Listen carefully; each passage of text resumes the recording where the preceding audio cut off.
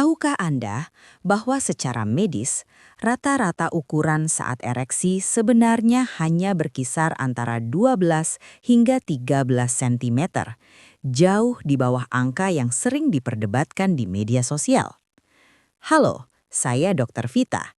Selamat datang di Zona Vitalia, sebuah ruang di mana kita akan membedah kesehatan seksual dan reproduksi dari sudut pandang medis yang objektif, serius, dan berbasis data.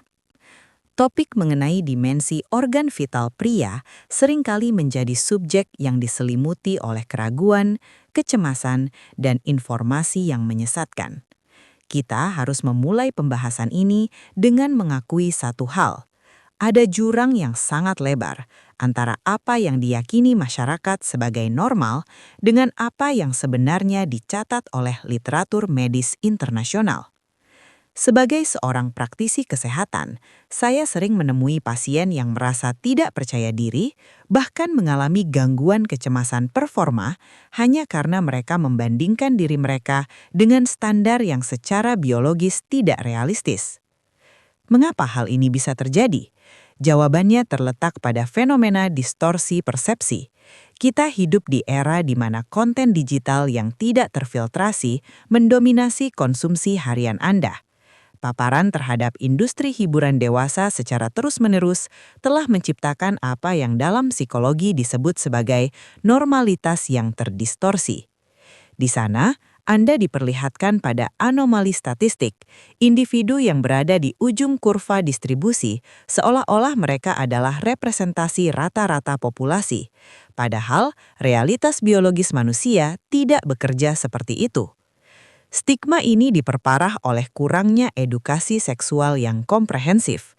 Banyak pria merasa bahwa kejantanan atau fungsi reproduksi berbanding lurus dengan ukuran fisik, sebuah konsep yang secara medis tidak memiliki dasar yang kuat. Dalam sesi ini, saya akan membedah data dari berbagai studi klinis global, termasuk meta-analisis yang melibatkan ribuan subjek dari berbagai latar belakang etnis di seluruh dunia, di mana pengukuran dilakukan secara standar oleh tenaga medis profesional. Tujuan kita hari ini bukan sekedar membahas angka, melainkan untuk meluruskan persepsi Anda. Kita akan mengeksplorasi mengapa pandangan Anda terhadap tubuh sendiri mungkin telah terkontaminasi oleh mitos-mitos yang tidak bertanggung jawab, dan bagaimana memahami realitas medis ini dapat membantu Anda memiliki pandangan yang lebih sehat terhadap fungsi reproduksi dan kesehatan mental Anda. Mari kita mulai dengan melihat apa yang sebenarnya dikatakan oleh data, bukan apa yang dikatakan oleh media sosial. Halo. Saya Dr. Vita. Di bagian ini, kita akan masuk ke dalam anatomy class untuk membedah apa yang sebenarnya dikatakan oleh sains medis, bukan oleh industri hiburan atau persepsi subjektif di internet. Untuk mendapatkan data yang paling objektif, kita harus merujuk pada standar emas literatur medis saat ini. Salah satu referensi yang paling diakui secara global adalah studi meta-analisis yang dipublikasikan dalam jurnal BJU Internasional oleh Phil dan rekan-rekannya. Studi ini bukan sekedar survei online yang datanya bisa dimanipulasi, melainkan kompilasi dari 17 studi formal yang melibatkan lebih dari 15.500 pria dari berbagai latar belakang etnis di seluruh dunia, di mana pengukuran dilakukan secara standar oleh tenaga medis profesional. Mengapa metodologi ini penting untuk Anda pahami? Karena dalam sains, cara pengambilan data menentukan kebenaran hasil. Banyak pria merasa rendah diri karena membandingkan diri dengan angka-angka di internet yang seringkali merupakan self-reported data atau data yang dilaporkan sendiri, yang secara statistik cenderung dilebih-lebihkan. Namun, dalam data klinis yang kita bahas sekarang, setiap milimeter diukur dengan prosedur medis yang ketat. Mari kita bedah anatomi dan distribusinya. Secara biologis, penis terdiri dari dua ruang silinder yang disebut corpora cavernosa dan satu ruang yang disebut corpus spongiosum yang mengelilingi uretra. Saat terjadi ereksi, jaringan spons ini terisi darah. Kapasitas pengisian darah dan elastisitas jaringan inilah yang menentukan dimensi akhir, bukan sekadar panjang otot statis. Berdasarkan meta-analisis tersebut, data menunjukkan distribusi statistik sebagai berikut. Pertama, untuk panjang rata-rata saat kondisi lemas atau flaccid, angka rata-ratanya berada di kisaran 9,16 cm. Sedangkan untuk lingkar atau gears saat lemas, rata-ratanya adalah 9,31 cm. Kedua, saat kondisi ereksi, rata-rata panjang penis manusia secara global adalah 13,12 cm, dengan lingkar ereksi rata-rata sebesar 11,66 cm. Namun, angka rata-rata hanyalah satu titik di tengah kurva. Disinilah Anda perlu memahami konsep bell curve atau kurva normal dalam statistik. Dalam populasi manusia, variasi anatomi adalah hal yang mutlak. Mayoritas pria, sekitar 95%, berada dalam rentang yang sangat lumrah. Hanya sebagian kecil pria yang berada di ekstrim bawah atau ekstrim atas kurva tersebut. Secara klinis, dokter menggunakan data ini bukan untuk membuat kompetisi, melainkan untuk menetapkan ambang batas kesehatan fungsional. Kami melihat bahwa dimensi fisik hanyalah satu aspek kecil dari fungsi reproduksi dan kesehatan seksual secara keseluruhan. Variasi ukuran, apakah itu sedikit di bawah atau sedikit di atas rata-rata, secara medis dianggap normal dan tidak mempengaruhi kemampuan pria untuk bereproduksi atau memberikan kepuasan seksual. Penting bagi Anda untuk menyadari bahwa persepsi normal yang selama ini Anda miliki mungkin terdistorsi oleh paparan media yang tidak realistis. Data ini membuktikan bahwa realitas biologis jauh lebih moderat daripada apa yang sering dipromosikan di luar sana. Memahami struktur anatomi dan distribusi statistik ini adalah langkah pertama bagi Anda untuk membangun kepercayaan diri yang berbasis pada realitas medis, bukan pada mitos yang merusak kesehatan mental Anda. Saya Dr. Vita. Setelah kita membedah data statistik yang menunjukkan distribusi ukuran secara objektif, sekarang kita harus masuk ke inti permasalahan yang jauh lebih relevan secara klinis.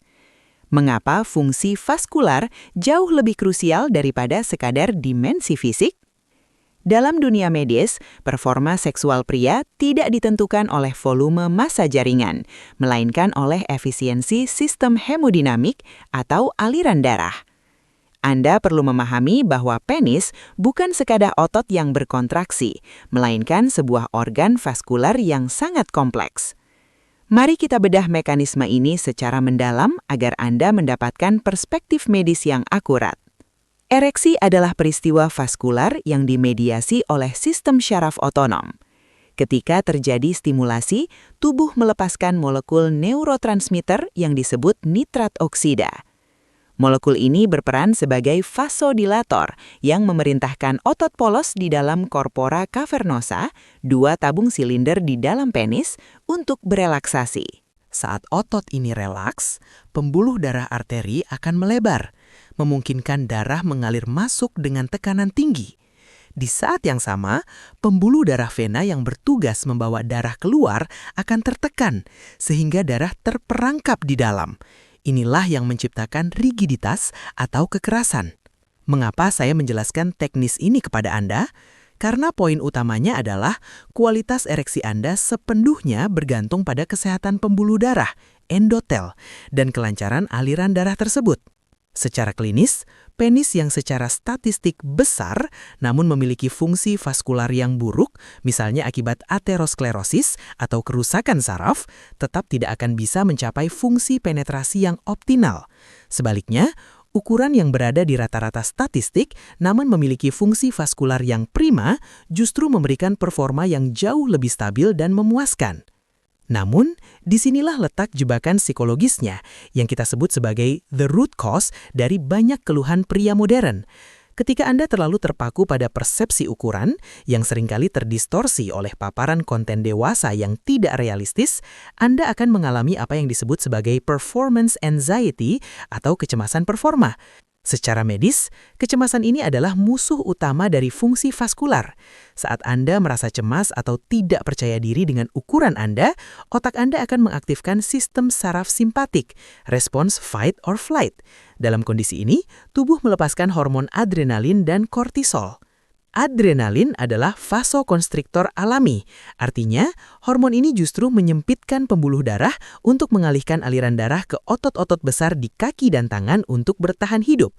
Akibatnya, aliran darah ke organ reproduksi Anda justru terhenti atau berkurang drastis.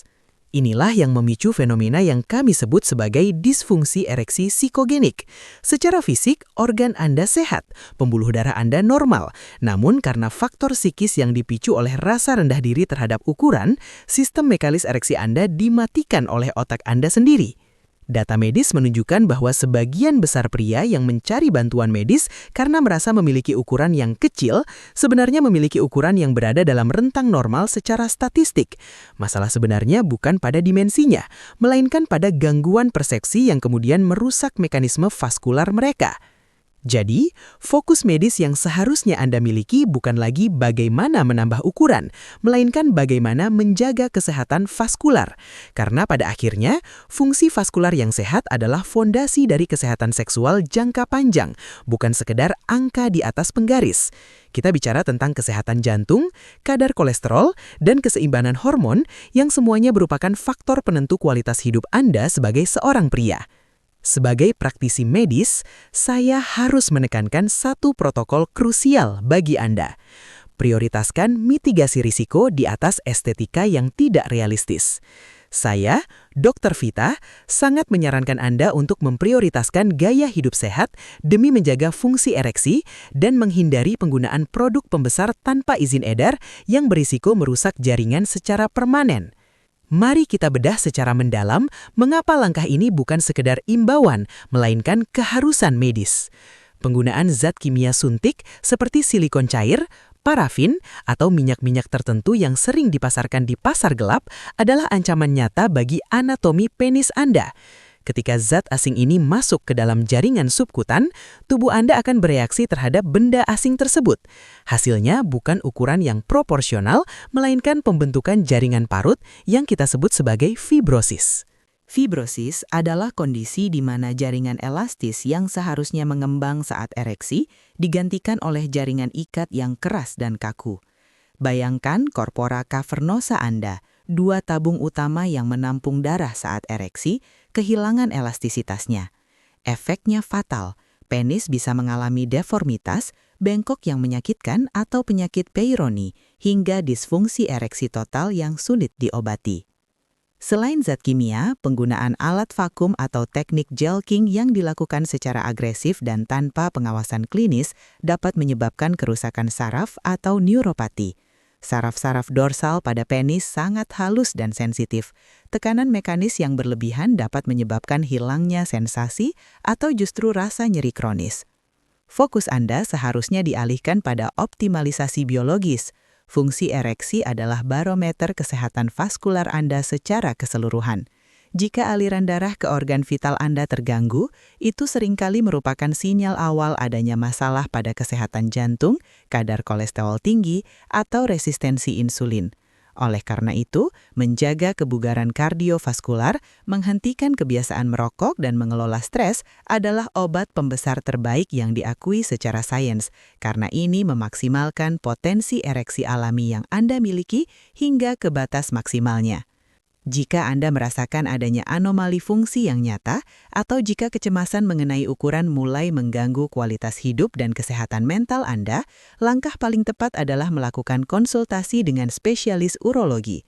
Seorang urologi akan memberikan evaluasi berbasis data, memeriksa apakah ada indikasi medis yang memerlukan intervensi, atau memberikan edukasi psikoseksual yang diperlukan.